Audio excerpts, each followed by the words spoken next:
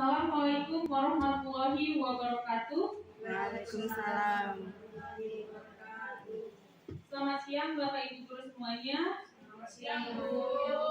Terima kasih karena pada siang hari ini Bapak Ibu sudah bersedia untuk meluangkan waktunya dalam kegiatan CGP saya untuk hari ini, yaitu pembahasan mengenai budaya positif. Lebih rincinya adalah pemahaman dan implementasi konsep inti budaya positif.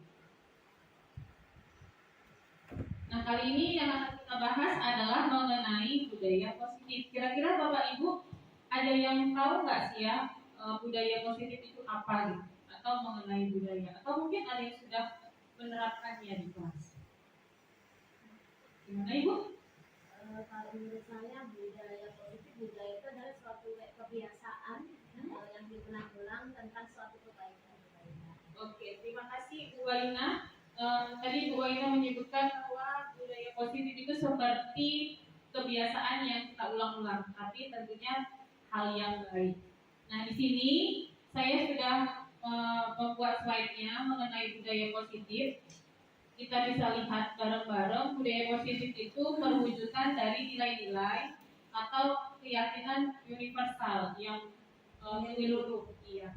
Lalu budaya positif itu juga akan mendorong murid untuk mampu berpikir, lalu menciptakan baik tingkah laku atau kebiasaan yang mana prosesnya itu harus memerdekakan dirinya, tidak boleh ada paksaan. Nah, usahakan itu supaya mereka keluar dari dalam dirinya sendiri, enggak kita yang maksa-maksa. Nah, selanjutnya di sini budaya positif itu ada konsep intinya. Di sini ada 6, yaitu disiplin positif, lalu ada teori motivasi, hukum dan penghargaan restitusi, keyakinan kelas, kebutuhan dasar manusia, 5 posisi kontrol dan segitiga restitusi. Bapak Ibu semuanya, yang perlu diketahui adalah mengenai budaya positif ini, itu nggak boleh lari jalurnya dari profil belajar Pancasila. Nah, saya yakin sekali sebelum saya kenalkan nanti budaya positif ini, kita semua kebetulan di sekolah kita udah menerapkan profil belajar Pancasila, gitu, yang ada 6 dimensinya. Ada di dalam sini. Lalu pembelajaran dengan paradigma baru itu adalah pembelajaran yang berorientasi pada penguatan kompetensi, yang mana karakter-karakter siswa kita itu nanti harus sesuai dengan profil belajar Pancasila. Lalu memastikan setiap praktik pembelajaran kita itu harus berpusat pada murid, yang mana yang saya ketahui berpusat pada murid itu berarti kita harus tahu bagaimana karakternya, minatnya kemana gitu. Jadi kita nggak bisa memaksakan. Jadi gurunya harus lebih mengerti gitu. Bapak Ibu, karena ini jam siang, sepertinya kita mau break dulu sebentar ya. Coba dimohonkan untuk berdiri dulu. Yuk silakan. Nah, nanti bisa diikuti gerakannya ya.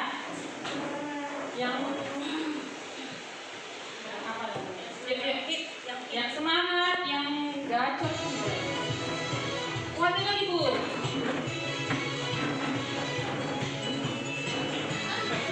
Ini Bu.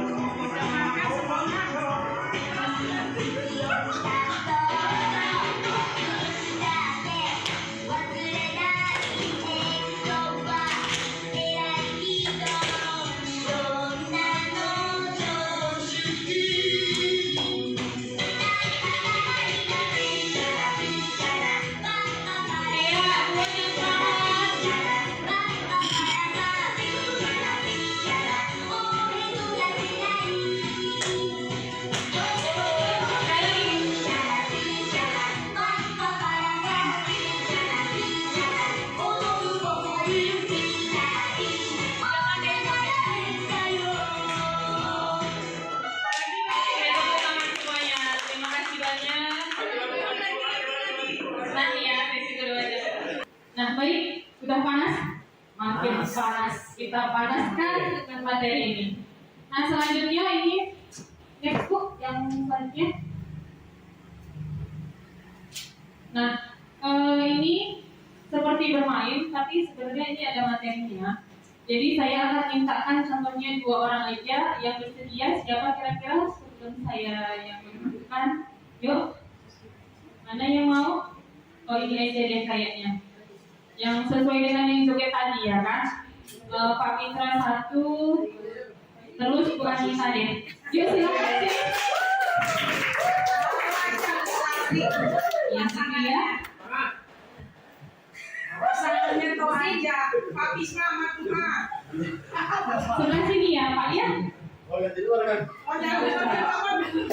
Jadi nanti teman-teman yang lain boleh membantu. Tapi sebelumnya saya akan jelaskan dulu. Nanti ada yang A dan ada yang B. Nanti akan saya kasihkan kertas kecil. Di situ akan dituliskan satu benda atau segala sesuatu yang menurut Bapak atau Ibu ini nanti sesuatu yang berharga untuknya. Ditulis lalu dipegang, dieratkan di sini di tangan, di kepala. Nah, bagaimanakah nanti cara dari salah satu teman kita ini untuk menjaga apa yang dia punya? Dan yang satunya lagi akan berusaha bagaimana dia mengambilnya, baik boleh membujuk, boleh juga diancam, boleh dihardik, segala macam cara. Nah, nanti teman-teman yang lain boleh ikut membantu, misalnya agak kurang berhasil. Boleh, ya. Jadi nanti yang A mau Ibu Anita atau Pak Pitra ya? Wanita yang nulis. Ya, misalkan. Ya pasti termaksa gitu. Bantu enggak? Nah, Bu Anita di bagian yang A, silahkan yuk Bu tuliskan apa kira-kira yang berharga menurut Ibu. Apa saja, boleh boleh soal nih, tapi jangan disebutkan dulu gitu. Tulis, habis itu dikepal di tangan. Boleh masalah hidup. Itu benar ya? Masalah hidup ya. Sudah, satu aja. Satu, habis itu dikepal di tangan. Nah, sekarang ini adalah tugasnya Pak Pitra untuk bagaimana caranya kita mengambil apa yang berharga tadi. Kasih mic ya, Pak Pitra kasih mic. Boleh. Nah, Ibu, nanti malam penolakan. Wanita, Ya, Pak. minta kertas. Saya minta wanita pilih sebelah kanan atau yang kiri saya. Saya nggak pilih dua-duanya, Pak. Pilih dua-duanya dari kita nggak? Ya.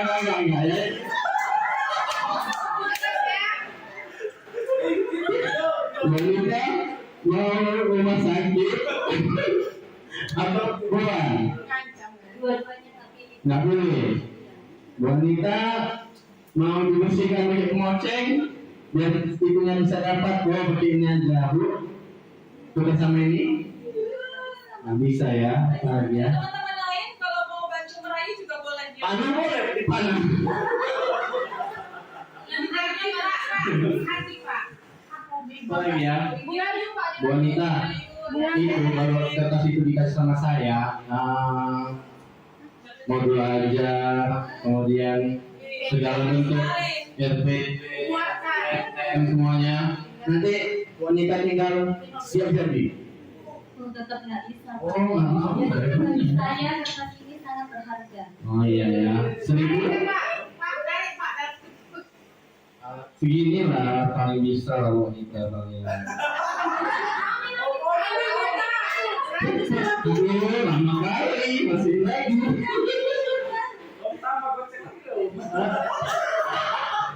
Tambah goceng lagi. Biasanya pulang goceng. Oke, baik. Kita tepuk tangan dulu. Terima kasih kepada Pak Pitra sama Bu Anita. Jadi kesimpulannya tadi Pak Pitra gagal ya kan? Jangan dari dulu. Jadi silakan Pak Pitra. Jadi tadi kesimpulannya kalau Pak Pitra itu gagal gitu kan? Rayunya gagal, malah sampai diancam pun nggak berhasil, sampai dihardik dikasih uang pun nggak berhasil. Artinya yang dipegang sama Bu Anita ini benar-benar sangat berharga. Dan Bu Anita nggak bisa itu diatur sama Pak Fitra gitu. Selanjutnya Bu, nah kira-kira yang selanjutnya lagi. Nah kira-kira kalau seperti itu pasti ada dong yang mengontrol diri kita. Nah, jadi kalaulah tadi Pak Fitra berhasil mengambil apa yang berharga dari Bu Nita, artinya Bu Nita itu masih bisa dikontrol oleh orang lain. Kemauannya itu masih bisa dibelokkan mengikuti kemauan orang lain. Karena tadi Bu Anita tetap teguh pendirian, maka dia adalah orang yang mengontrol dirinya sendiri. Begitulah juga ke anak-anak kita di kelas. Nah di sini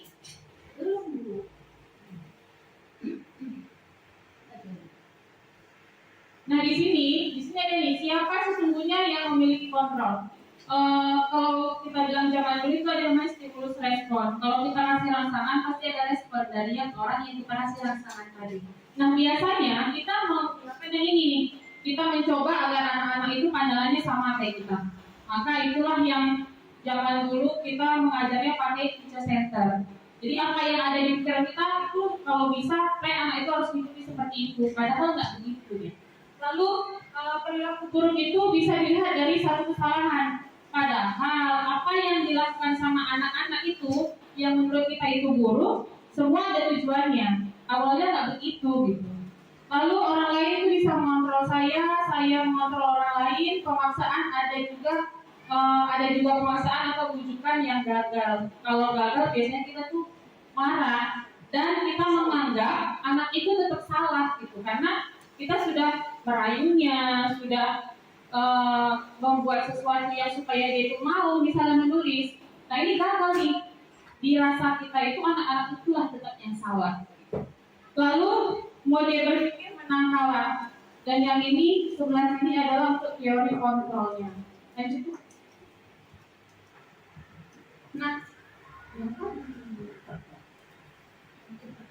selanjutnya teori kontrol ini juga ada ilusinya. Yang namanya ilusi itu berarti kebalikan dari yang kenyataan, katanya ini ilusi. Nah, jadi di sini ada ilusi bahwa guru itu bisa mengontrol murid. Sesungguhnya nggak gitu. Kalau kita merasa, nah buka ini ya, nah itu bukan mengontrolnya. Tapi contoh nih, anak-anak ini sedang ada masalah dari rumah, terus dia datang ke sekolah. Hari ini nggak sama dia kebiasaan nggak kayak biasanya, dan kita mau dia tetap sama seperti biasanya. Lalu kita ingin supaya dia hari ini kegiatan itu sama seperti hari-hari sebelumnya, padahal hari ini dia ada masalah di rumah. Nah kita merasa kita bisa mengontrol murid dengan bilang, kamu ini hari ini segala macam. Akhirnya dia ikutnya dia itu bukan karena dirinya, tapi karena kontrolan dari kita gitu. Kemudian ilusi bahwa penguatan positif itu efektif dan bermanfaat. Padahal penguatan kita itu kadang-kadang ada juga yang nggak baik untuk anak-anak. Contohnya penguatan yang membuat dia merasa bersalah. Biasanya itu kita pakai nada yang lembut. Kamu ini anak, misalnya, masa nggak kasihan sih sama mamanya? Gitu. Itu kita nadanya lembut, tapi penguatan kita itu membuat dia merasa bersalah. Gitu. Dan sebenarnya itu ilusi, itu nggak benar gitu dilakukan. Lalu ilusi bahwa orang dewasa berhak memaksa. Yang terakhir, ilusi bahwa kritik dan membuat rasa bersalah mampu menguatkan karakter yang saya bilang tadi. Dan yang ini yang paling penting saya rasa. Kalau kita orang-orang dewasa, ibu bapak gurunya itu berhak memaksa dia dengan fondasi niatan kita tuh ini untuk kebaikanmu gitu. Padahal nggak begitu ya. Yuk Bu Ani. Bu Asri. Nah selanjutnya kita masuk ke disiplin positif. Kira-kira ada yang bertanya Bu? Boleh. Sebelum kita lanjut, atau ada yang di benaknya mau ditanya boleh. Kalau belum ada, kita lanjut dulu. Sembari nanti kalau ada yang mau tanya boleh diangkat tangannya. Silakan Bu. Itu tadi mohon maaf, saya yang nggak mau tanya tadi yang barusan ditampilkan tadi miskonsepsi apa tadi ya miskonsepsi itu kan tadi disampaikan yang tidak boleh kita lakukan ya. Jadi itu istilahnya sebagai apa kepada anak gitu maksudnya tadi? Kepada dalam mengajar atau kayak mana gitu maksudnya? Balik dulu balik. Nah yang ini, jadi yang teori ilusi kontrol ini biasanya kita tuh nggak cuma mengajar, tapi di dalam lingkungan sekolah dan bisa juga di lingkungan rumah kita, misalnya kepada anak atau kepada adik gitu. Yang mana kita merasa kita bisa itu mengontrol dia, padahal kontrolan kita itu nggak harusnya seperti itu, ada cara yang lain gitu. Misalnya ini yang memaksa atau yang sana yang guru mengontrol murid. Itu menjadi kebiasaan kalau contohnya nih, nak pakai ini ya gitu. Padahal dia nggak adanya ini. Itulah kamu segala macam. Dan kalau dia ikut, berarti bukan itu dari kemauannya, tapi karena kontrolan kita. Dan suatu saat, itulah tadi kenapa anak bisa ngebangkang. Gitu dia. Ada kita dia ngelakuin, tapi nggak ada kita dia nggak ngelakuin. Nah yang mau kita ciptakan adalah ada atau tidak adanya kita, gurunya, dia tetap melakukan itu gitu. Makanya yang ini tadi kita sebut dengan ilusi, bahwasanya guru bisa mengontrol. Jadi maksudnya mungkin gitu ya. Jadi kayaknya kira-kira ini kan ilusi berarti kayak seperti seakan-akan atau bayangannya kita itu sebagai mungkin bisa dikontrol, cuma nggak boleh sih sebenarnya seperti itu gitu mungkin ya. Iya gitu Bu. Itu ya Bu ya. Kita mengontrol diri dalam melakukan segala tindakan. Disiplin positif membuat murid memahami bahwasanya apa yang dia lakukan itu berdasarkan motivasi internalnya, bukan karena dipaksa guru atau karena takut dihukum atau supaya dia dapat pujian gitu. Jadi dia ngelakuinnya itu karena memang dari dalam dirinya dia mau. Kadang ada anak-anak seperti itu yang kita jumpai. Kita misalnya angkat buku, yaudah tiba-tiba dia datang, Bu, saya tolong Bu. Nah, bisa kemungkinan besar itu dia sudah ada motivasi internal dari dalam dirinya. Bukan supaya dapat bintang misalnya, mungkin ada yang di kelas tuh ada bintang-bintang gitu kan, kayak dibuatnya bukan karena itu. Lalu budaya positif ini, sekolah menyediakan lingkungan yang aman, nyaman agar murid-murid mampu berpikir, bertindak dan mencipta dengan merdeka, mandiri dan tanggung jawab. Sebenarnya ini semua kita lakuin ya, cuma mungkin ada yang keliru sedikit. Lanjut bahas nih. Nah ini dia tadi, teori motivasi, hukum, penghargaan, dan restitusi. Jadi motivasi perilaku manusia itu, apa yang kita lakukan itu pasti ada motivasinya. Motivasi apa sih kita buat itu? Nah ini ada 3 ya. Yang dua eksternal, yang satunya internal. Yang internal namanya internal, pasti dari dalam diri kita. Maka ia termotivasi melakukan apapun itu karena dari dalam dirinya. Karena dia berpikir, saya akan menjadi orang yang seperti apa ya apabila saya membuat ini. Saya nanti mau jadi inilah, tapi bukan karena disuruh gitu. Nah, kemudian yang motivasi eksternal, yang pertama itu dia melakukannya karena menghindari hukuman.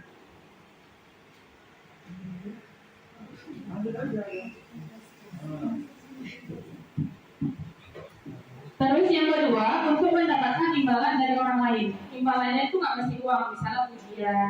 Ini tengok orang hari ini, yang ini baik kali sama ibu. Nah, memang niatnya itu supaya yang lain terpicu. Tapi ada pujian-pujian lain atau kata-kata lain yang nggak bermaksud supaya besok buat itulah supaya aku dibilangin begini. Nah itu nggak dari dalam dirinya. Gitu. Jadi ada hal-hal lain, kata-kata lain mungkin yang bisa kita ucapkan sebagai reward, tapi nggak dari candu sama dia karena itu. Rupanya besok kita lupa ketika dia melakukan anak-anak lain yang mau mencontoh, kita lupa mengucapkan itu tadi. Akhirnya Allah udahlah, ibu ini tuh nggak dipujinya aku, yang semalam tuh dipuji aku nggak mau lagi nih. Itu karena eksternal tadi. Gitu. Nah ini perbedaan hukuman dengan konsekuensi. Jadi itu beda-beda tipis ya. Kadang-kadang kita rasa ini, ini konsekuensinya. Biasa ini, nanti dia nggak bawa buku misalnya. Atau kita sudah tugaskan hari ini perkalian tapi dengan lagu-lagu. Nah, dan dia nggak dihafalnya atau nggak bisa. Atau tugasnya nggak siap, terus dia berdiri di sini di depan kelas. Kita rasa itu adalah karena kamu nggak mengerjakan tugas, ya itulah yang kamu terima sebagai ganjaran supaya besok dilakuin dibuat. Tapi itu sebenarnya nggak sesuai. Harusnya kesalahan anak itu kalau kita mau kasih konsekuensi, paling enggak itu harus saling berkaitan. Jangan nanti dia nggak bawa PR, terus hukumannya adalah lari lapangan, kan nggak nyambung gitu. Akhirnya gara-gara itu terjadilah anak yang nggak mau masuk sekolah atau mendadak sakit perut dia. Kenapa? Karena guru ngobrolnya masuk katanya, nggak mau dia datang karena itu tadi. Jadi di sini saya sudah tampilkan perbedaan antara hukuman dan konsekuensi. Kita ambil salah satu contohnya. Nih, anak belajar untuk menyembunyikan kesalahan. Lalu yang ini konsekuensi, anak belajar untuk mematuhi peraturan. Nah, kalau kita kasih dia hukuman, anak itu pasti akan menyembunyikan kesalahan yang dia buat. Misalnya nih, dia itu cuma minjem di pensil, tapi dia lupa bilang temennya. Akhirnya temennya nyari dan dia nggak bilang gitu. Atau mungkin ada yang terbawa tasnya, kita udah sibuk mencarinya. Nah, dia menyembunyikan itu. Memang itu kesalahannya. Kenapa? Dia mengambil barang temannya tidak izin. Nah, kalau kita buat konsekuensi, dia akan belajar untuk mematuhi aturan tadi. Gitu. Misalnya, siapa coba di sini yang bisa kasih contoh yang konsekuensi? Coba cukup. Sini ada lagi dia. Nah ini, misalnya nih, mencatat 100 kali di dalam buku karena dia terlambat mungkin, atau dia nggak ngerjain PR mungkin, atau dia ganggu temannya mungkin. Tapi kita suruh dia, ya udah nih, kamu ibu lihat dari tadi ya, ganggu aja temannya. Dan sekarang ambil dulu buku, tidak bersambung contohnya, tulis dulu. Saya tidak akan mengganggu lagi sampai 1 halaman. Nah, kita berharap dia jerah. Tapi besoknya dibuat lagi. Kenapa? Karena dia rasanya itu hukuman. Dia nggak tahu konsekuensi. Gitu. Lalu yang ini, lari mengelilingi lapangan basket 2 kali karena terlambat hadir di sekolah. Kira-kira apa itu dia? Konsekuensi atau hukuman? Konsekuensi kenapa? Dia lari mengelilingi lapangan basket 2 kali. Karena dia terlambat, dia disuruh lari dulu. Supaya dia besok dia mikir nih, kalau aku terlambat lagi pasti suruh lari. Jadi besok dia datangnya lebih cepat. Gimana menurut ibu-ibu bapak yang lain? Hukuman. Kenapa itu hukuman? Kenapa coba?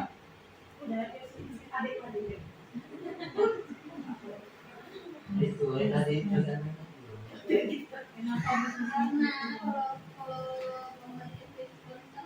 Kalau konsekuensi itu dia harus tidak lari dari masalah yang.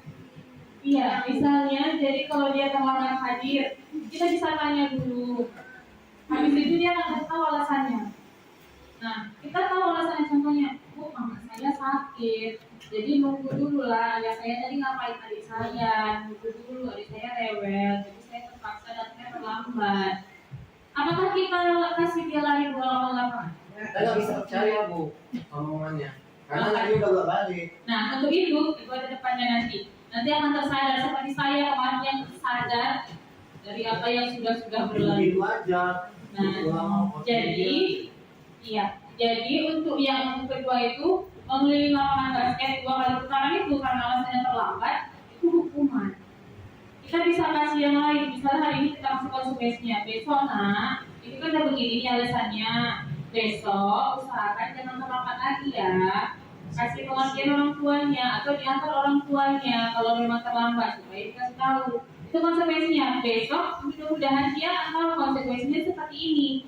Ada lagi kadang-kadang dia terlambat datang, kita nggak dengar apa alasannya. Wih, terlambat nih, lari. Langsung lari. Itu hukuman namanya. Maka dia akan berusaha itu. Misalnya waktu dia akan cari cara lain supaya dia terlambat tapi nggak terlambat. Padahal dia terlambat. Dia menutupi kesalahannya. Harusnya dia tahu aturan ini, maka dia mengikuti aturannya berdasarkan internal dirinya tadi, dari dalam dirinya memang perubahannya. Lalu menggantikan kertas teman yang sudah dicoret-coretnya. Nah, konsekuensi atau hukuman? Konsekuensi. Apa Pak Mitra berpikir keras banget. Konsekuensi apa hukuman kamu? Dia gantikan kertas tugas temannya kalau dicoret. Tidak Hukuman lah dia. Kenapa hukuman? tidak gurunya kan. Gantikan kertas tugas teman yang telah tidak ada. Temannya juga. Yang ini kan anak-anak ini, contohnya di kelas saya tuh ada namanya Faras. Iya, di kelas diambilnya kertas kawannya terus dicoret-coretnya. Nah, lalu dicoret-coretnya kan. Nah, lalu saya bilang, Faras, kenapa dicoret-coret? Iseng atau apa jawabannya? Maka saya akan kasih misalnya nih, yaudah kalau gitu karena Faras mencoret-coret kertas temannya, biasa tuh kadang kita kasih tugas kertas lembar gitu kan. Nah sekarang ambil kertas lembar Faras dan kita ke temannya. Hukuman itu bisa jadi Hukuman itu. Gimana di hukumannya? karena dia mencoret otomatis diganti ke kertas suruh nulis lagi tugasnya. Bukan dia yang nulis, bukan. Jadi si kawannya udah siap tugas dicoret-coretin ngulang, kawannya ngulang lagi. Oh temannya, jadi ya. Kawannya ngulang Nah, lagi. jadi temannya itu tuh bukan hukuman, yang dibilangkan kan Farasnya ini gitu. Kecuali nih, Farasnya ini mencoret-coret pas temannya. Nah lalu kita suruh dia, yaudah sekarang kamu push up. Atau sekarang kamu jalan jongkok lapangan 50 kali. Ambil bawa kertas tadi. Enggak, gitu aja. Gitu aja. Itu tadi hukuman gitu ya. Jadi ini konsekuensi ya. Lalu membersihkan tumpahan air di meja tulis karena tersenggol saat belajar. Nah, jadi dari konsekuensi ini juga nanti kita bisa membuat anak belajar tanpa dihukum secara fisik atau secara verbal. Lalu murid disuruh untuk mengenakan untuk tidak menggunakan sepatu seharian di sekolah. Tidak itu ya. Iya, tinggalan aja di rumah. Terus tadi kita agak Iya. bacanya Mm-mm. Protes. Murid disuruh untuk tidak menggunakan sepatu. Iya, satu harian. iya, karena dia tidak menggunakan sepatu hitam. Jadi karena dia nggak pakai sepatu hitam, akhirnya sepatunya suruh buka. Jadi dia telanjang kaki satu harian full. Nah, gimana coba? Kira-kira? Itu hukuman. Hukuman. Karena hari Boleh. Jumat pulangnya jam 12 itu satu harian di sekolah. Nah, jadi kalau nggak hari Jumat gimana Pak? Jam 3 pulangnya disuruh satu harian sampai sore berarti. Nah, jadi itu hukuman atau konsekuensi? Hukuman. Hukuman. Ibu-ibu sini kayaknya agak kasih sih. Masa dia nggak pakai sepatu? Kecuali Kasihan, tulis Pak. di situ waktu masuk sampai jam pulang. Iya, jadi itu hukuman dia. Jadi telanjang kaki, dia kan pakai sepatu, sama seperti yang terlambat tadi. Gitu. Nah, lalu yang terakhir, lari mengelilingi lapangan basket 2 kali. Tapi karena dia terlambat 10 menit untuk pelajaran PJUK. Hukuman ini. Hukuman atau konsekuensi? Konsekuensi materinya menanggung. Tidak mungkin di sekolah dia Pak. Nah, ini Pak, maaf Pak, ini nggak renang Pak. Bola basket, Bu. Ini nggak pernah Tapi basket. ada bola basket. Materinya renang. Dia pada ke sekolah, kita bola basket 2 kali. Iya, baik saya renang nih. Benar itu. Kalau dia materinya berenang di kolam renang, terus dia terlambat 10 menit, ya itu hukuman. Dia nggak langsung bisa lapangan basket. Kalau begitu Pak, ini yang salah nulisnya ya Pak. Iya, Kalau begitu. materinya nggak ditulis di situ. Jadi ini ibaratkan tempatnya itu adalah di sekolah. Nah, Oh, itu adalah di sekolah. Baik, jadi itu tadi mengenai tindakan guru yang mana tadi sudah kita bahas hukuman atau konsekuensi. Ya. Next lanjut Bu Asti. Ini baru jelas. Boleh Bu tanya silakan. Jadi tadi kan apakah dalam di sekolah atau dalam pembelajaran tadi apakah salah satu dari teori akan hukuman atau konsekuensi aja atau misalkan karena tema dari pernyataan itu bisa dua-duanya kita laksanakan. Kalau satu sepertinya agak itu ya Bu ya. Nah, jadi apakah dua-dua atau hanya satu dari konsekuensi aja yang kita lakukan? Baik, jadi kalau menurut dengan pembelajaran di Hajar Dewantara, pendidikan itu yang berpihak pada murid, maka seharusnya hukuman itu tidak lagi dilakukan, maka kita alihkan dia ke konsekuensi. Kalau di kita yang awam istilahnya, sebenarnya konsekuensi itu sedikit aja ya bedanya sama hukuman, hanya saja dia tentunya berkaitan. Kadang-kadang kalau yang konsekuensi ini kita nggak lagi pakai yang cubit gitu ya. Kadang kan kita bertemu kan, dia kerjanya, terus dia cubitkan gitu. Terus ini kamu sudah berdiri, habis itu dia dicubit lagi, nah itu hukuman. Kita bisa lebih alihkan dia. Memang ini adalah untuk pembelajarannya, tapi kita lebih ke konsekuensi. Itu dia. Jadi sama-sama. Nah ini dihukum oleh penghargaan. Biasanya penghargaan itu kita kasih karena dia berprestasi. Tapi dari penghargaan yang kita kasih itu sebenarnya itu dia dihukum. Maka di sini penghargaan berlaku sama dengan hukuman dalam arti meminta atau membujuk seseorang melakukan sesuatu untuk memenuhi suatu tujuan tertentu dari orang yang meminta atau membujuk. Dorongannya eksternal dan akan ada faktor ketergantungan. Nah, ini pendapat dari Al-Fiqh 1993. Lalu di sini ada dia. Pengaruh jangka pendek, jangka panjang. Penghargaan menghukum, penghargaan mengurangi ketepatan, penghargaan tidak efektif, penghargaan merusak hubungan. Tapi bukan hubungan tangga ya. Nah jadi contoh nih, kita kasih penghargaan kayak yang dibilang ini tadi. Ada faktor ketergantungannya. Ada itu yang bisa jawab aku kasih bonbon, yang bisa jawab aku kasih permen nih. Yang bisa jawab boleh pulang contohnya. Nah dia akan jawab itu kalau ada bonbonnya. Kadang-kadang ada yang jawab, bukan ada bonbonnya bu. Tertunjukkan lain. Besok-besok kalau nggak bisa bilang itu, ada yang bisa jawab nak, kamu dijawab. Kenapa? Nggak ada tadi bonbonnya. Maka sebenarnya penghargaan itu tadi itu adalah hukuman. Karena dia nggak eksplor dirinya, dia bergantung sama apa yang akan diberi. Apa ini? Apa yang dikasih itu? Penghargaan apa nanti? Aku bakal dipuji apa di depan teman-temanku? Kalau nggak dia nggak mau. Nah, jadi penghargaan itu bisa jadi berbalik hukuman untuk anak-anak walaupun kasar matanya nggak begitu gitu. Nah, jadi dia berefek ke sifat-sifat dia nanti. Lanjut pasti. Nah, restitusi.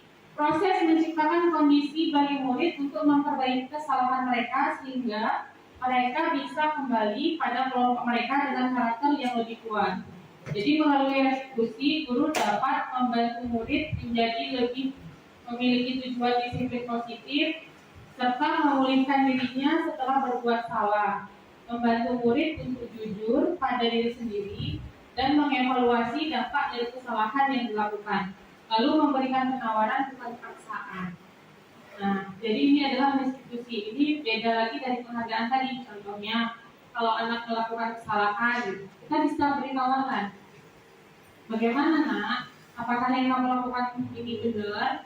Kalau enggak, bu, ini salah, bu, contohnya. Jadi kamu melakukan seperti apa kelanjutannya setelah ini? Kalau kamu tahu itu salah, itu kita kasih penawaran supaya dia ikut berpikir, oh iya nih aku salah nih. Terus aku harus berbuat apa atas itu? Atau motivasi belajar dia menurun. Kita kan akan lihat tuh anak-anak tadi yang tadinya rajin ini udah males-malesan. Nah, dari restitusi itu kita akan berikan dia tawaran, bukan paksaan. Kamu nih nggak tahu ya udah kelas 6, males sekali belajar, mau jadi apa, mau nggak tamat. Nah, itu namanya paksaan. Atau ibu kamu tahu ya pokoknya harus bisa baca semua ya, nggak bisa baca nanti nggak naik kelas. Itu kan kita paksa ya. Sementara dia nggak mampu gitu. Sementara mungkin IQ-nya rendah. Maka pakai cara restitusi ini kita akan memberikan dia penawaran atau membantu murid untuk jujur pada diri sendiri dan mengevaluasi kesalahannya. Maka yang contohnya dia nggak bisa baca, kita ajak ngobrol. Kenapa dia nggak bisa baca? Apakah karena nggak ada yang ngajarin di rumah? Apakah udah diajari tapi dia lupa aja? Maka dia akan jujur sama ini dirinya sendiri dan dia akan mengevaluasi kesalahan yang dilakukan tanpa kita intimidasi. Gitu. Nah ini 9 ciri-ciri restitusi. Bukan untuk menerus kesalahan, namun untuk belajar dari kesalahan, memperbaiki hubungan, tawaran bukan paksaan. Lalu restitusi menuntun untuk melihat ke dalam diri, mencari kebutuhan dasar yang mendasari tindakan, lalu restitusi diri adalah cara yang paling baik. Lalu restitusi fokus pada karakter bukan tindakan.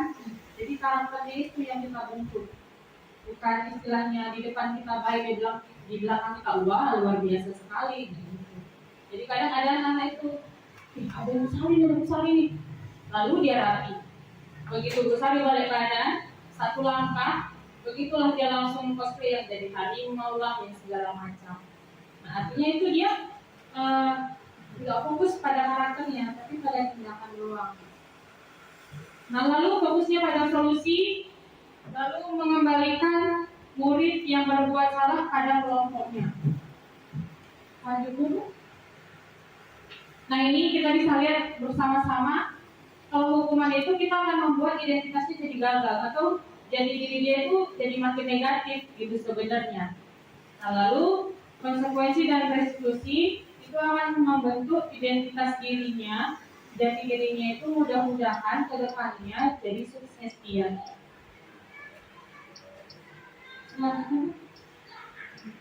Oke, baik, kita masuk ke selanjutnya, keyakinan kelas. Ada yang pernah dengar keyakinan kelas? Karena Bu? Atau kesepakatan kelas? Nah, jadi kesepakatan kelas itu sama keyakinan kelas. Biasanya kita lakukan di kelas kita sepakatkan dengan murid-murid. Nah ini ada contoh. Mengapa kita memiliki peraturan tentang penggunaan helm pada saat mengendarai kendaraan roda 2? Jadi kalau kita menggunakan kendaraan roda 2 atau roda 4 atau roda 3, tapi kalau jalan kaki enggak. Kenapa kita memiliki peraturan untuk menggunakan helm? Nah, biasanya itu karena keselamatan kita. Nah itu yang benar. Iya, ada juga yang karena takut polisi. Tapi karena takut polisi itu tadi bukan internal dari dalam dirinya, itu eksternal karena kita takut ditangkap lah, nanti ujung-ujungnya keluar duit lah, segala macam itu. Tapi kalau karena keselamatan, maka itu memang dari dalam dirinya. Jadi jauh dekat pun kalau dia naik kendaraan pribadi, dia akan menggunakan helm karena dia tahu itu keselamatan. Terus, mengapa kita memiliki peraturan tentang penggunaan masker dan cuci tangan setiap saat? Seperti kemarin yang COVID, nah itu kita itu tahu tuh kita keluar rumah pakai masker. Nah pakai masker itu apa coba? Atau biar cantik? Biar glowing, pakai timun juga sekarang. Masker ini Pak, bukan masker. Ya, bukan itu Pak, bukan masker itu, masker yang dipakai Bu Nomi gitu ya. Jadi kita coba pakai masker. Kalau pakai masker yang semuka itu Pak, nanti begitu keluar orang lari-lari. Ya. Nah jadi bisa karena alasan untuk kesehatan. Apalagi waktu zaman COVID kemarin kan, kita keluar aja walaupun cuma beli garam istilahnya, pakai masker, ke sekolah pakai masker. Kenapa kita gunakan? Karena kesehatan. Ya, gitu. Lalu nilai-nilai keselamatan atau kesehatan inilah yang kita sebut sebagai suatu keyakinan, yaitu nilai-nilai kebajikan universal yang disepakati secara tersirat atau tersurat, lepas dari latar belakang suku, negara, bahasa ataupun agama. Jadi contohnya pakai masker. Kita satu Indonesia itu diarahkan pakai masker saat COVID. Nah, itu kita lakukan karena gak ada itu perbedaan mau kita suku Jawa, mau kita agama apapun itu. Karena keyakinan kita untuk kesehatan kita, maka kita gunakanlah itu. Bukan karena, yuk kita yang suku Jawa kita pakai masker dan apa beda. Gitu ya. Nah ini dia, keyakinan kelas akan memotivasi seseorang dari dalam. Seseorang akan lebih bersemangat untuk menjalankan keyakinannya daripada hanya sekedar mengikuti serangkaian peraturan. Di sini, guru sangat berperan dalam membuat atau mewujudkan keyakinan kelas. Ini dia ada segelintir cara membentuk keyakinan kelas bersifat abstrak daripada peraturan yang lebih rinci dan konkret, lalu berupa pernyataan-pernyataan yang universal, lalu senantiasa dibuat dalam bentuk positif, kemudian hendaknya tidak terlalu banyak sehingga mudah diingat dan dipahami oleh semua warga yang di kelas. Lalu sebaiknya sesuatu yang diterapkan ini dapat diterapkan di lingkungan sekolah kita. Karena kita buatnya di sekolah, maka lingkungan sekolah. Terus semua warga hendaknya ikut berkontribusi dalam pembuatan keyakinan kelas lewat kegiatan surat pendapat.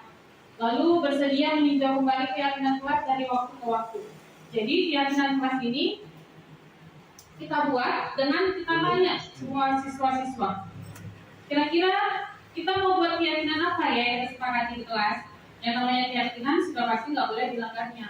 Makanya yang mudah diingat, yang mudah dipahami, dan jangan yang terlalu berlibat gitu deh. Panjang-panjang juga enggak. Gitu. Kalau nanti anda agak bingung, kasih contohnya. Contohnya tidak boleh apa namanya kamar mandi tapi nggak izin. Gitu. Kadang ada pelanggaran yang nyodong aja dia gitu. Nah itu keyakinan. Tapi kan Bu, tadi katanya keyakinan itu di luar dari peraturan. Kenapa diwajibkan? Nah balik. Pasti.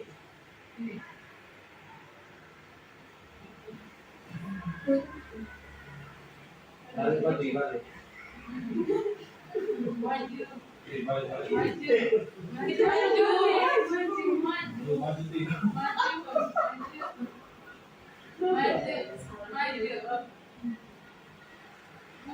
Mundur langkah.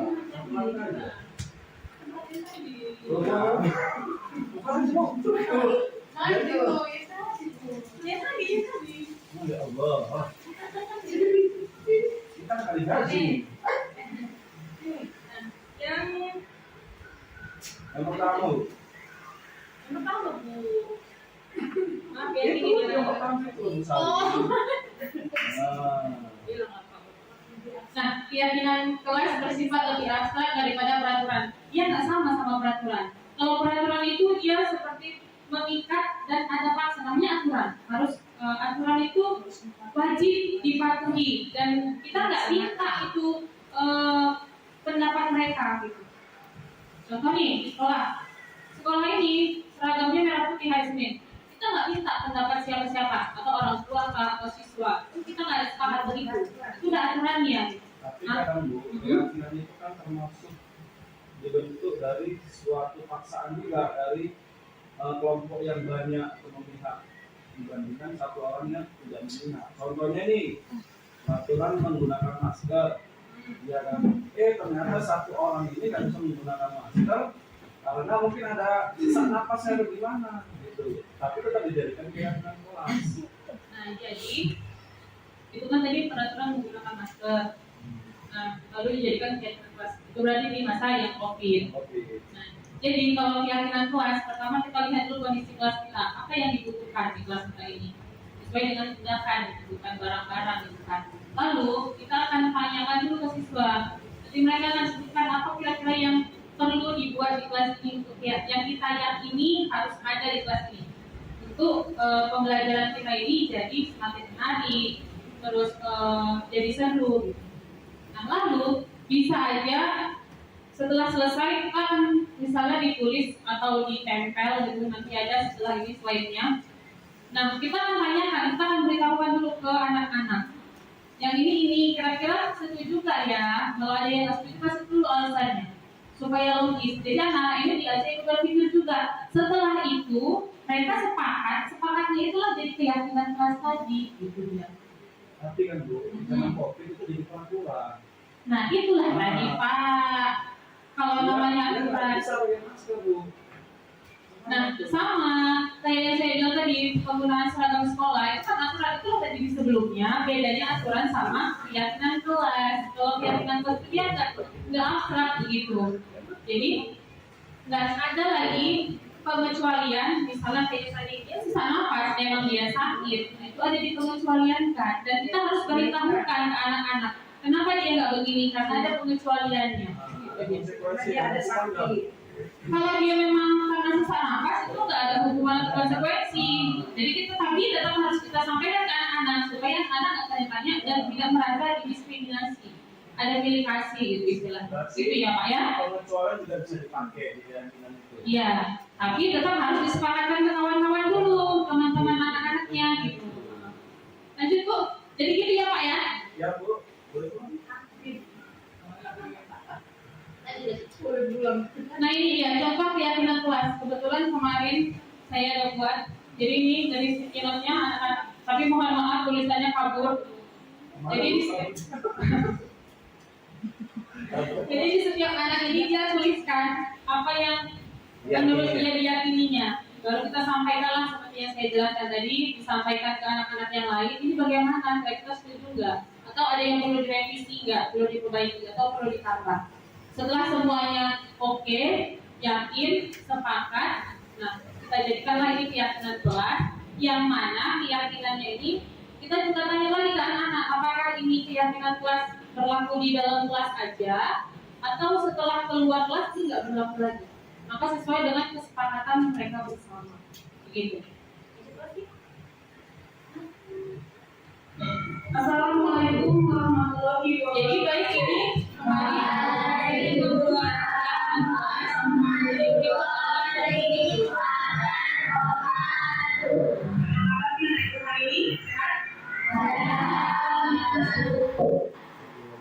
Oke, hari ini kita akan buat keyakinan kelas. Yang tahu keyakinan kelas itu apa? Ya nggak? Kemarin itu kita pernah buat juga, cuma tidak beda dari kita pernah buat dengan kesepakatan kelas. Jadi kali ini kita buatnya adalah keyakinan kelas. Jadi keyakinan kelas kita nanti adalah segala sesuatu yang kita buat sesuai dengan kesepakatan bersama yang kita yakini bersama, kita patuhi bersama, di mana nanti akhir dari semuanya itu akan menciptakan budaya yang positif. Contohnya kan sekarang contohnya satu deh. Contohnya di kelas kita itu masalahnya adalah ini kamar mandi misalnya. Boleh kamar mandi. Kalau belajar nggak boleh kamar mandi. Nah, akhirnya, bagaimana Pak? Nah, ketika lagi dikasih bikin kotak, kamar mandi, itu kamar kan? Iya, itu masalah kan? Gimana itu? Kita boleh keyakinan kelas. Boleh kamar mandi, tapi apa? Iya, tapi izin dulu. Kalau kita yakin itu akan bisa jadi keyakinan kelas. Bisa. Yang penting kita semua sepakat yang mana aksi dan sepakat itu berupa keyakinan yang kita yakini. Kalau sudah yakin maka kita lakukan. Ya, ibu akan menjadikan stiker ini. Nanti stiker ini ibu bagikan. Lalu kamu masing-masing akan menuliskan satu saja keyakinan kelas yang menurutmu harus ada di kelas kita sesuai dengan kebutuhan kelas kita ini. Nanti kita akan menyampaikan ke depan. Jadi Bapak Ibu, mungkin saya bilang tadi sebelum kita suruh anak-anak untuk buat satu keyakinan yang ini, kita jelaskan tuh konsepnya apa. Nah, jadi keyakinan kelas itu apa? Apa dia? Iya, kita juga Pelajaran harusnya di awal semester atau bisa juga ya di setiap jam pelajaran itu bisa, tapi ya lebih sederhana. Contohnya waktu mau mengajar anak KBD, kita buat ya kesepakatan mau berapa lama. Jadi anak-anak tahu oh ini segini waktunya setelah sesuai dengan yang mereka sepakati. Apa?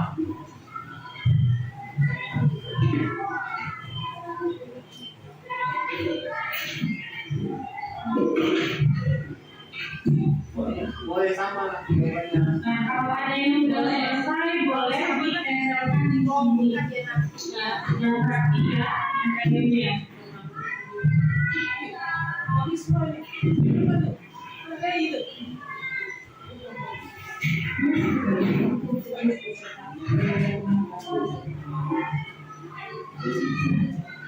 Jika dengan pelajaran kelas yang sama semua dapat juga. Gambar apa tiga? Iya. Kamu tidak makan. Nggak perlu. Nah ini pokoknya aja. Makanya setelah selesai nanti kan tempel tuh semua. Kita kan menjaga ini nah semuanya sudah. Baru kita tanya kira-kira ini pernah atau ada yang lain? Misalnya kita terima kasih pada semua.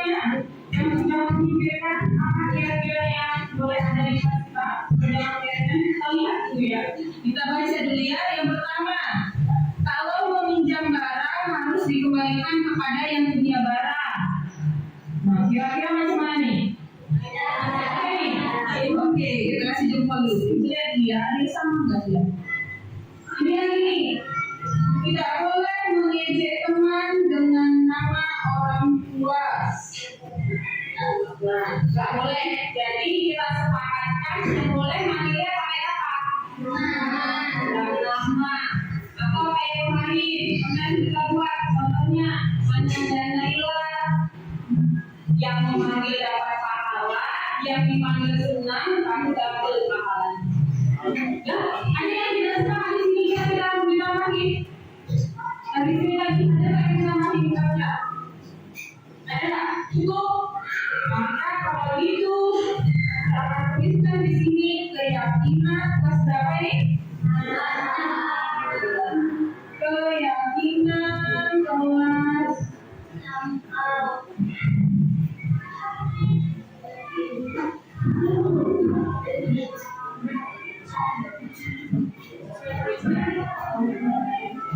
Oke, jadi ini sudah oke. Jadi mulai hari ini apa-apa yang dibuat dan kita mau ada, boleh nggak mengingatkan temannya?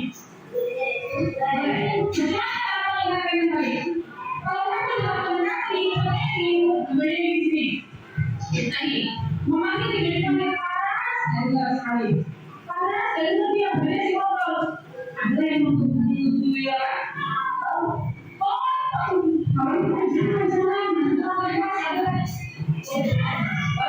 Astagfirullahaladzim, ya Allah. Astagfirullahaladzim. Dan apakah keyakinan kelas ini hanya berlaku di dalam kelas saja? Bagaimana sekarang? Apakah Bu, keyakinan kelas kita ini hanya berlaku ketika kita masuk dalam kelas? Tidak berlaku. Kalau kita dalam kelas, Bu, tidak berlaku. Karena begitu tidak berlaku. Jadi begitu kelas masih sekarang, apakah itu berlaku juga? Ya. Oke, jadi kita bisa mulai dari hari ini sampai seterusnya. Langsung. Paham nih?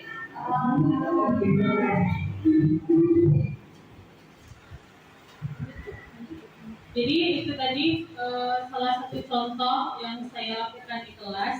Biasanya itu kita lihat juga setelah berjalan, kadang-kadang itu mau dia lenceng, lari, lupa. Boleh kita buat lagi Bu, atau kita perbarui boleh. Kalau kira-kira udah nggak sesuai lagi dengan keyakinan kelas itu. Ya.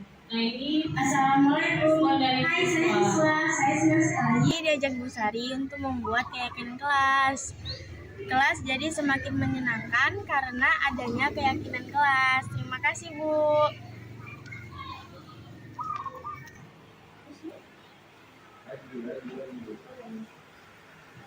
Baik, kita masuk ke kebutuhan dasar manusia. Jadi intinya dari sini adalah seluruh tindakan manusia memiliki tujuan tertentu. Semua yang kita lakukan adalah usaha terbaik kita untuk mendapatkan apa yang kita inginkan.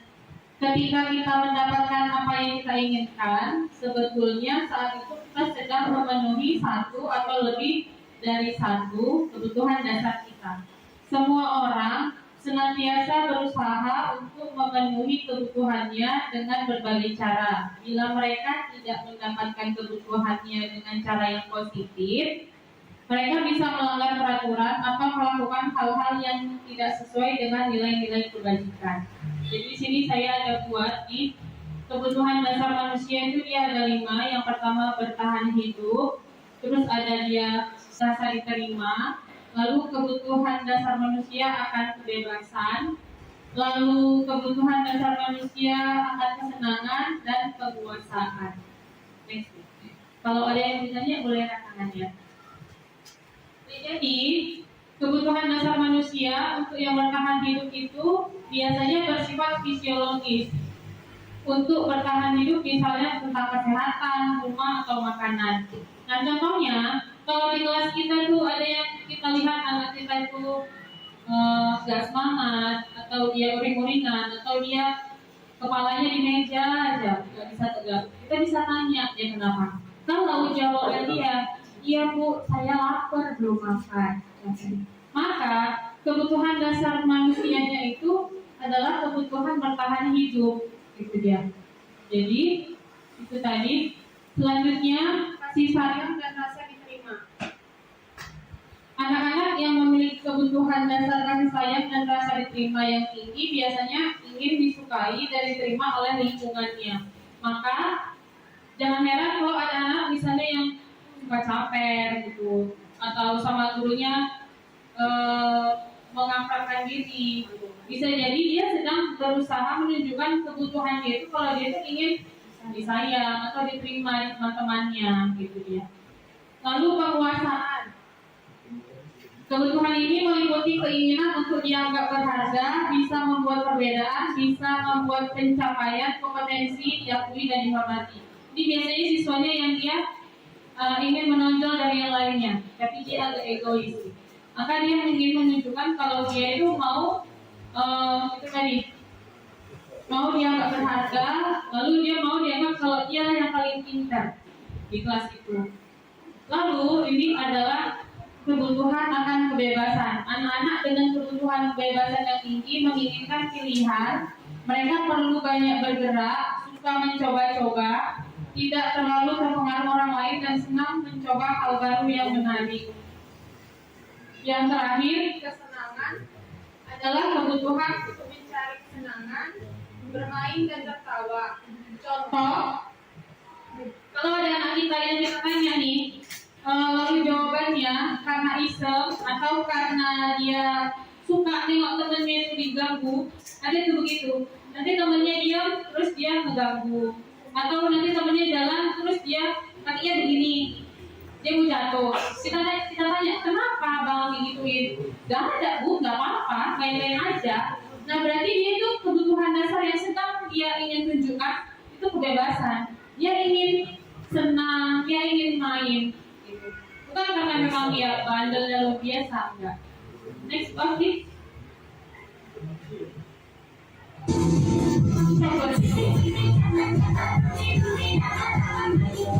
Nah, yuk kita berdiri dulu yuk, biar gerak menurutkan lagi.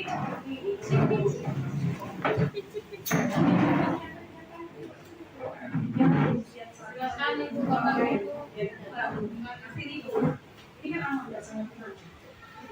Bentar, ini ke pakai kanan tadi. Awal.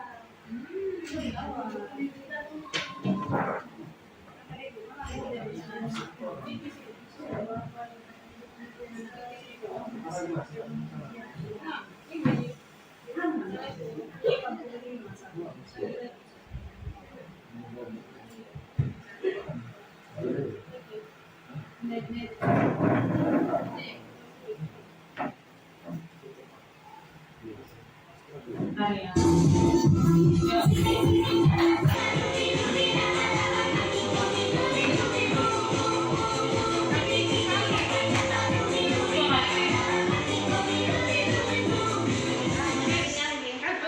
Ayo sekali lagi bos, sekali lagi. Pak Ilham masih goyang-goyang tangannya soalnya. Jadi nanggung ya.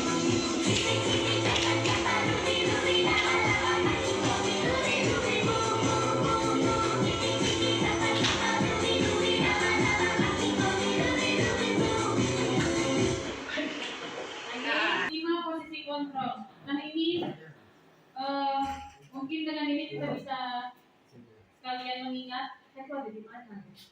Jadi 5 posisi kontrol itu yang pertama posisi penghukum, yang kedua posisi pembuat rasa bersalah, yang ketiga itu posisi teman, lalu posisi pemantau dan posisi manajer. Next pasti. Nah ini contohnya 5 posisi kontrol. Yang pertama, kasusnya adalah siswa terlambat hadir dan tidak memakai atribut seragam yang lengkap saat upacara. Nah itu biasa terjadi itu ya kan. Nah lalu kalau kita berada di sifat penghukum, maka hukuman fisik atau verbal yang biasanya kita lakukan. Contohnya kita suruh hormat bendera 1 jam, itu kan fisik ya kan. Atau kita marah-marah, kamu ini segala macam itu namanya penghukum tanpa kita tahu apa alasannya dia terlambat. Karena kita lihat dia terlambat nih waktu upacara, kita biarkan dulu. Setiap upacara langsung dipanggil putih sampah tanpa dengar apa-apa. Atau kita langsung, udah kamu terlambat, Bu, masih bilang Bu, belum lagi dibilangin alasannya apa? Udah sekarang sama itu sama. Kalau bendera 1 jam pelajaran. Nah itu kita berada di posisi penghukum. Kemudian pembuat rasa bersalah. Nah pembuat rasa bersalah ini biasanya ia itu akan menggunakan intonasi yang lembut, yang gak galak, gak marah. Kasusnya sama, siswanya terlambat dan tidak pakai atribut.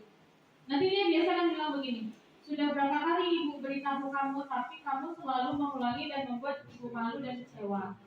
Atau kita bisa pakai orang tua contohnya, kamu nih ya udah dikasih uang jajan, udah dikasih makan, udah ini tapi terlambat, gak kasihan sama orang tuanya. Nah itu kita berada di posisi membuat rasa bersalah. Anak-anak akan merasa bersalah dan baru dia mau mengubah sikapnya, tapi dia harus merasa bersalah dulu gitu. Next posisi. Yang selanjutnya kita ada di posisi teman. Nah di sini biasanya kita bapak ibu guru akan bilang nih, ayo dong ikuti aturan sekolah, tolong bantu bapak ibu atau tolong ibu napa gitu misalnya. Tolong ibu napa lo nak, jangan berisik, itu ada tamu loh misalnya gitu kan. Nah itu kita berada di posisi teman. Kita minta supaya anak-anak mengerti kita gitu. Selanjutnya di posisi pemantau. Nah di posisi pemantau itu sedikit aja bedanya sama yang penghukum tadi.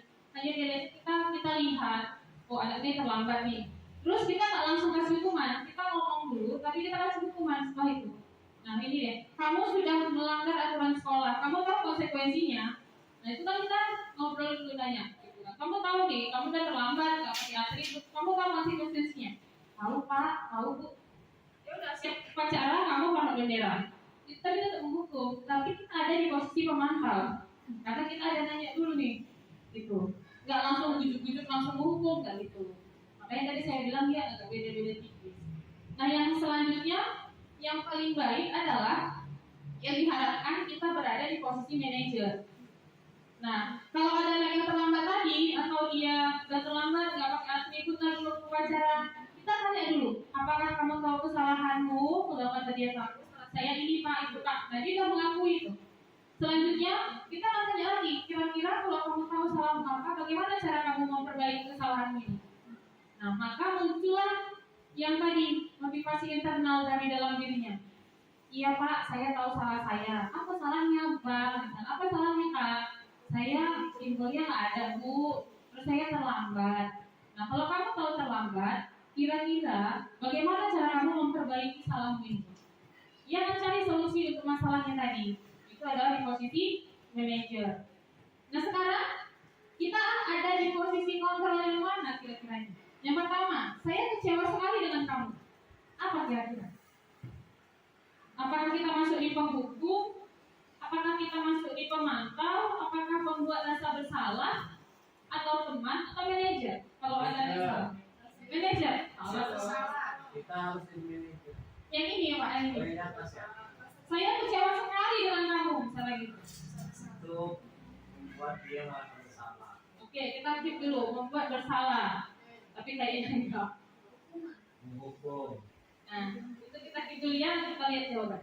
Terus, kamu tidak pernah benar melakukannya. Atau bahasa gampang ini, kamu nih salah-salah aja kerjanya.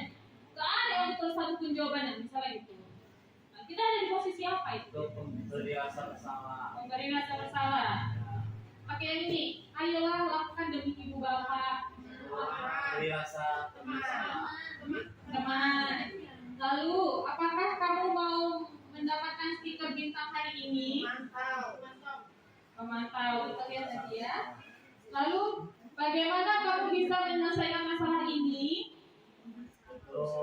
Direktur, manajer. Ya, ada direktur Pak sampai manajer ya. Ya, manajer. Karena dia nanya nih. Nah, satu pemantau, satu manajer ya kan. Yang terakhir, kamu selalu yang paling terakhir. Meneku. Meneku apa? Meneku. Salah itu. Tapi nggak masuk ya? Salah.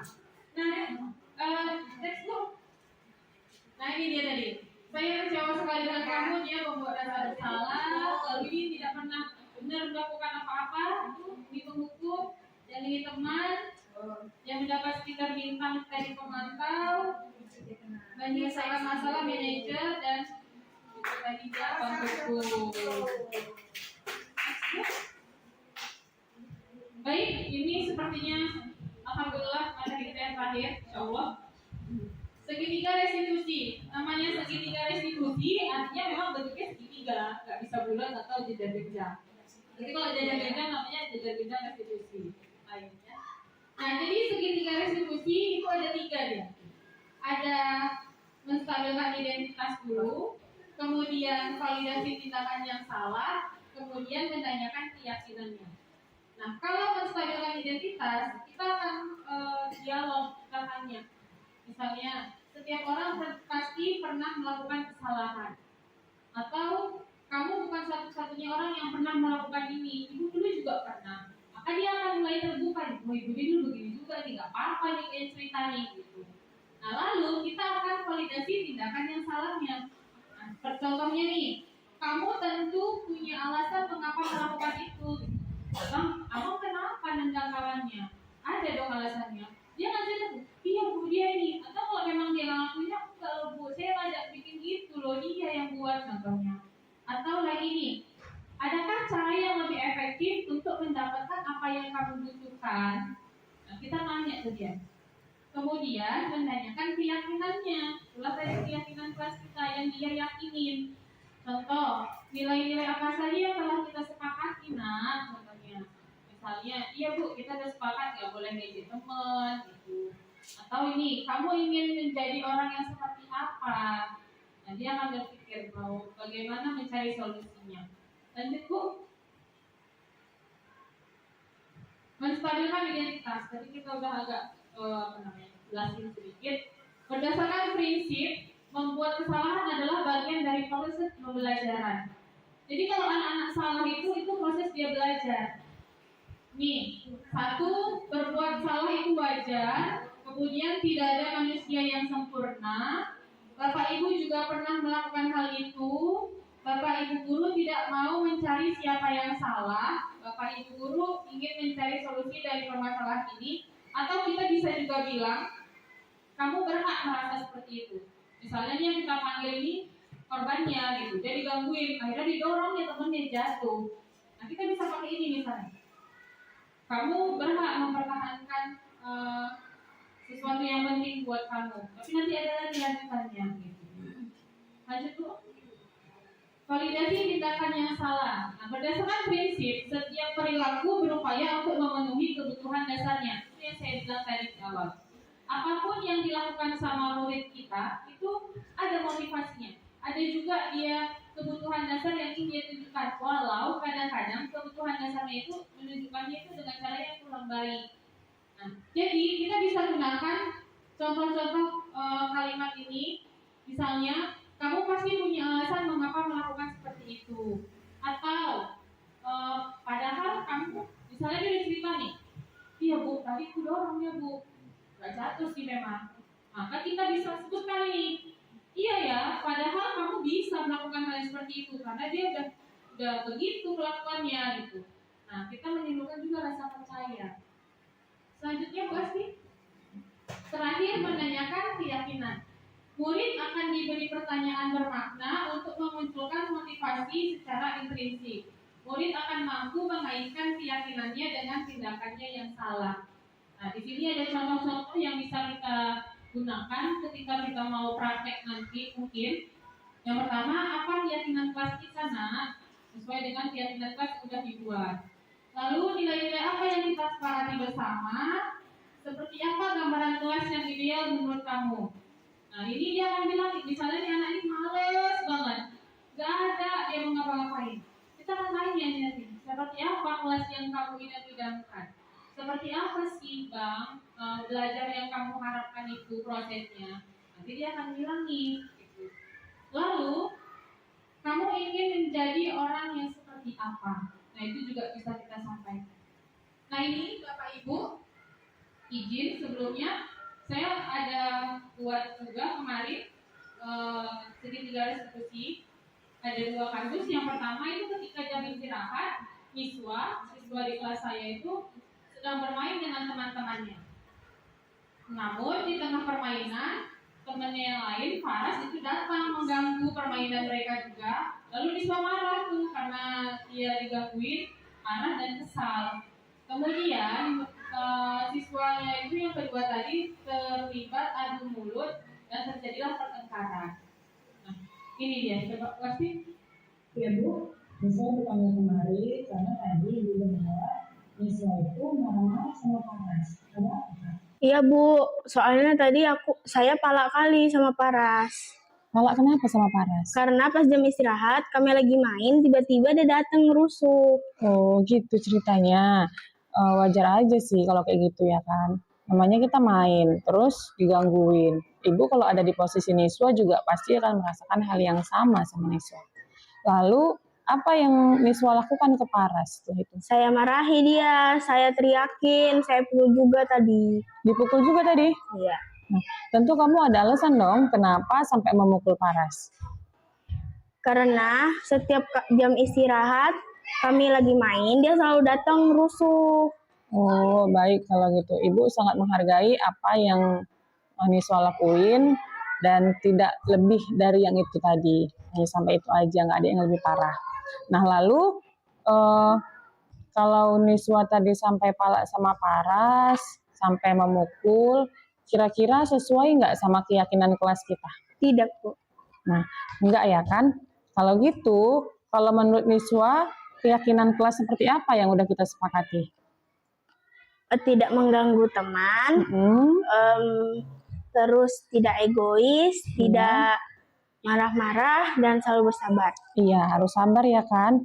Nah, kalau begitu, Ibu mau tanya lagi. Tadi Niswa bilang kita harus sabar, nggak boleh emosian, terus juga kita nggak boleh marah-marah sama teman. Nah, menurut Niswa, itu semua tadi penting nggak untuk Niswa? Penting, Bu. Penting. Lalu, keyakinan apa yang harus Niswa lakuin kalau nanti atau besok hal itu terulang lagi? Saya akan menasehati dia dan saya juga harus bersabar. Iya, baik. Bagus sekali. Lalu, Ibu mau tanya lagi. Kalau itu yang Niswa yakini, Ibu mau tanya apakah kira-kira Niswa mau memperbaikinya? Mau, Bu. Nah, jadi kalau gitu kira-kira mulai kapan Niswa mau mulai memperbaikinya? Mulai hari ini dan seterusnya. Nah, baik sekali jawabannya. Jadi kalau gitu setelah ini nanti Niswa udah bisa lebih bijak dalam mengambil tindakan. Kalau misalnya dirasa diganggu temannya, Niswa bisa lebih bijak lagi dalam mengambil sikap. Gitu ya Kak ya? Iya, Bu. Yaudah gitu aja. Makasih ya. Ya, Bu. Assalamualaikum warahmatullahi wabarakatuh. Saya Niswa. Saya senang sekali diajak Bu Sari berdiskusi mencari solusi atas permasalahan saya. Terima kasih Bu Sari. Assalamualaikum warahmatullahi wabarakatuh. Nah, jadi Bapak Ibu itu tadi salah satu contoh kasusnya. Kita tanya dulu ya. Istilahnya kalau bahasa umumnya kita ajak dulu dia berdialog, ngobrol. Jadi apakah ini bisa Bu digunakan untuk kelas kita? Bisa. Hanya saja mungkin triknya agak lebih berbeda sedikit. Namanya dia kelas rendah, bukan kan kebetulan kelas tinggi. Jadi kalau kelas tinggi kan dia udah lebih berpikir, makanya diajak ngobrol seperti ini tadi gitu. Nah, selanjutnya ini ada sedikit lagi di jam pelajaran berlangsung. Kebetulan ini siswanya sama juga, alhamdulillah luar biasa sekali. Di jam pelajaran itu dia salah satu siswa Sarena sedang asik mengerjakan soal kuis matematika yang diberikan oleh guru. Kemudian Faras berusaha mencuri atau mencontek jawaban Sarena. Sarena sudah melarangnya, tapi Faras itu tidak mendengarkan dan tetap menconteknya. Akhirnya karena Sarena kesal, kemudian dia marah sampai mendorong Faras. Sarena, iya Bu. Tadi Ibu lihat di jam pelajaran Sarena itu marah-marah sama Paras. Kenapa Kak? Saya kesal, Bu, sama Paras. Kesal kenapa Kakak? Dia nyontek, saya bilang udah saya ajari aja, dia nggak mau. Oh, kayak gitu. Wajar sih kalau ibu jadi Sarena, kayak yang tadi itu, ibu pasti merasakan hal yang sama Sarena. Lalu, apa yang Sarena lakukan ke Paras? Saya marah-marah, habis itu saya dorong. Kakak dorong dia? Iya. Tapi kakak ngedorong itu pasti ada alasannya ya kan? Iya. Kenapa alasannya? Saya kesal sama dia, bolak-balik dia nyontek. Baik. Ibu sangat menghargai apa yang kakak buat. Karena Sarena nggak melakukan hal yang lebih dari itu lagi tadi kan? Iya. Terus Paras tadi nggak kenapa-kenapa dia? Enggak. Alhamdulillah. Nah, lalu Sarena tadi bilang sampai Sarena dorong ya kan? Iya. Nah, kira-kira yang Sarena lakuin itu sesuai nggak sama kesepakatan keyakinan kelas kita? Enggak. Nah, menurut Sarena, keyakinan kelas apa yang udah kita sepakati? Harus lebih sabar, tidak emosi, dan tidak bertengkar dengan teman. Iya. Nah, jadi harus sabar, terus nggak boleh emosi, nggak boleh bertengkar dengan teman. Kira-kira menurut Sarena itu penting nggak untuk Sarena? Penting. Iya. Nah, jadi keyakinan apa yang harus Sarena lakukan ketika Sarena mengalami posisi kayak tadi lagi? Harus lebih sabar. Iya. Jadi Sarena harus lebih sabar menghadapi Paras tadi. Iya. Nah, lalu kalau Sarena meyakini itu, apakah Sarena bersedia memperbaikinya? Bersedia, Bu. Nanti jadi di kedepan hari, di kemudian hari, kalau itu terjadi lagi, Sarena jadi tahu apa yang harus Sarena lakukan tanpa harus emosi lagi. Iya. Gitu ya Kak ya? Iya. Bagus ya. Assalamualaikum warahmatullahi wabarakatuh. Saya Sarena, saya senang sekali diajak Bu Sari untuk mengenal segitiga restitusi dan saya senang sekali diajak untuk mencari solusi permasalahan saya sendiri. Terima kasih Bu Sari. Nah, baik Bapak Ibu, sebelum itu saya sudah tampilkan 2 contoh kasus. Nah, dari sini saya itu merefleksikan diri saya bahwasanya sebelumnya yang saya itu berada di posisi penghukum atau pemantau sebelumnya. Nah, setelah saya mencoba menggunakan segitiga restitusi dan berusaha untuk berada di posisi manajer, itu saya refleksikan ke diri saya, ternyata ada dia bedanya. Dan lebih, saya rasa pribadi lebih enak menggunakan yang posisi manajer. Kenapa? Pertama, untuk ke pribadi kita nggak mesti marah-marah gitu, mengurangi marah-marah kita, mengurangi kesal kita, terus mengurangi pikiran yang jadi aja punya masalah gitu. Kalau tahu aja yang datang, nah itu kita kurangi. Lalu dampaknya juga setelah saya refleksikan dari diri saya, anak-anak itu memang nggak bisa instan berubahnya. Hanya saja kalau ini terus, akhirnya dia akan muncul motivasi internal tadi, muncul dari dalam diri dia. Benar ya, ini nggak benar, yang saya lakukan ini salah. Akhirnya dia mau melakukan yang tadinya negatif berubah menjadi yang positif. Akhirnya juga akan jadi budaya, kebiasaan yang baik. Nah, kemudian setelah saya melakukan refleksi itu, saya lihat ke diri saya yang sebelumnya dari pemantau atau penghukum yang nggak mau dengerin apa yang disampaikan sama murid, apa alasannya. Nah, setelah lalu saya merubah menjadi manajer, saya rasa ada yang perlu perbaikan-perbaikan yang saya lakukan di kelas. Misalnya, saya bisa terus mencoba untuk tetap berada di posisi manajer. Lalu saya bisa mencari lagi bagaimana ya caranya supaya keyakinan kelas ini lebih khusus, lebih singkat, tapi lebih kena untuk membuat budaya positif di kelas saya itu menjadi lebih terjalin, lebih terlaksana. Jadi saya harapkan juga nanti setelah pembebasan ini di kelas Bapak Ibu bisa dilakukan seperti itu gitu. Karena baik untuk kita, istilahnya baik untuk kejiwaan kita, guru dan siswa juga nggak tertekan gitu. Malah makin kita bilang nih atau kita jadikan kau dia gitu misalnya, ya dia makin ngelakuin. Kenapa? Karena dia berusaha untuk menunjukkan, Bu, saya butuh ini loh Bu gitu. Tapi dia nggak berani bilang dari tindakannya. Nah, baik Bapak Ibu, alhamdulillah kita masuk ke kesimpulan kegiatan hari ini bahwasanya budaya positif dapat dilakukan dengan cara melakukan hal-hal yang bersifat positif, berpikiran positif, berhati positif, dan bersikap yang positif. Maka kita buanglah, lepaskan yang negatif-negatif. Kemudian mengembangkan budaya positif di sekolah haruslah dilakukan dengan penuh kesungguhan, dengan hal yang terlihat sederhana, namun sulit dilakukan, dan ini harus terus dilakukan secara terus-menerus. Guru sebagai contoh, yang saya bilang tadi, untuk tetap konsekuen berada di posisi manajer, kita harus terus belajar, walaupun kadang-kadang jenuh.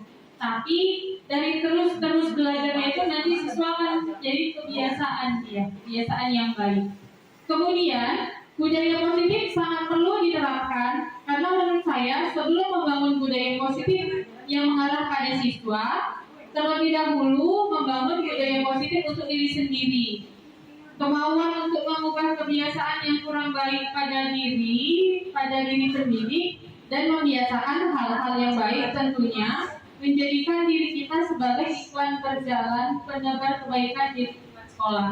Jadi benar itu yang katanya guru itu digugu dan ditiru. Maka sebelum kita terapkan ke siswa, kita sendiri juga bisa menerapkannya ke diri kita sendiri. Atau misalnya ke lingkungan dengan teman-teman, sembari kita juga terapkan di dalam kelas kita. Mudah-mudahan apa-apa yang saya sampaikan ini nanti ada faedahnya untuk kelas kita menjadi yang lebih baik. Nah, ya next Bu.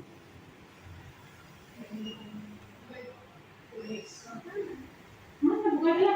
Ada itu lagu. Oh, berarti macet dari jalan. Terakhirnya adalah terima kasih. Baik, jadi saya berterima kasih untuk peluangan waktunya hari ini, sudah berada di sini dari awal sampai akhir. Saya doakan mudah-mudahan ini menjadi amal jariah untuk kita semua, ada berguna untuk murid-murid kita semua, dan kita bisa menjadi guru yang diharapkan sama siswa, yang difavoritkan sama siswa-siswa kita. Akhirul kalam saya akhiri dengan Assalamualaikum warahmatullahi wabarakatuh. Waalaikumsalam warahmatullahi wabarakatuh.